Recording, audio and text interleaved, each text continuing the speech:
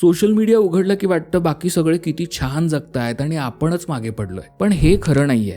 तुम्ही जे बघताय ते आयुष्य नाही, ती एक ठरवून केलेली इमेज आहे. सोशल मीडियाने काही गोष्टी इतक्या नॉर्मल करून टाकलेत की आपण त्यावर प्रश्न विचारत नाही. सतत कुठेतरी फिरत राहणं म्हणजे चांगलं आयुष्य, घरी बसणं म्हणजे आयुष्य वाया घालवणं, असं कधीपासून झालं? प्रत्येक फोटोत नवीन कपडे हवेत, तेच कपडे परत घातले तर जणू काही चुकल्यासारखं वाटतं. नात्यात भांडणं होतात, कठीण क्षण येतात, पण ते कुठे दाखवायचे नाहीत, फक्त हसरे फोटो टाकायचे.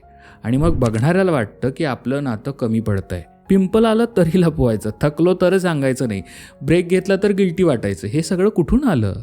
एका स्क्रीनमधून आलं. पण त्या स्क्रीन मागे काय आहे हे कुणी दाखवत नाही. तो परफेक्ट फोटो काढायला किती वेळ गेला, ते परफेक्ट आयुष्य दाखवणारा माणूस आतून किती थकलेला आहे हे कोणाला माहिती नाही. आणि 25व्या वर्षी यशस्वी नाही झाला तर उशीर झाला असं कुणी ठरवलं?